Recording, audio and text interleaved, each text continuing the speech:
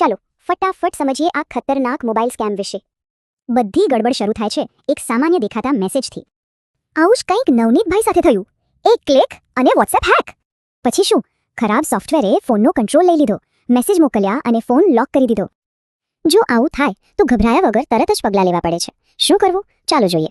સૌથી પહેલાં sim card કાઢો, પછી જરૂરી ડેટાનો બેકઅપ લઈ ફોનને ફોર્મેટ કરી દો. ફોન ફોર્મેટ કર્યા પછી સિક્યોરિટી એપથી સ્કેન કરી શંકાસ્પદ એપ્સ કાઢી નાખો. પછી એકાઉન્ટ પાછું મેળવો. તો સૌથી અગત્યની વાત, આવી મુસીબતથી બચવું કઈ રીતે? યાદ રાખો, ગમે ત્યાંથી આવેલી એપ લિંક પર ક્લિક કરવાનું ટાળવું. બસ આટલું જ. એક જ નિયમ છે, કોઈ પણ એપ ડાઉનલોડ કરવી હોય તો હંમેશા ઓફિશિયલ પ્લે સ્ટોરનો જ ઉપયોગ કરવો. અને હા, વોટ્સએપમાં 2 સ્ટેપ વેરિફિકેશન ચાલુ કરી દેવું. આ બહુ જ કામની વસ્તુ છે. અને જો કોઈ આવી છેતરપિંડીનો શિકાર બને તો ગભરાશો નહીં, મદદ ઉપલબ્ધ છે.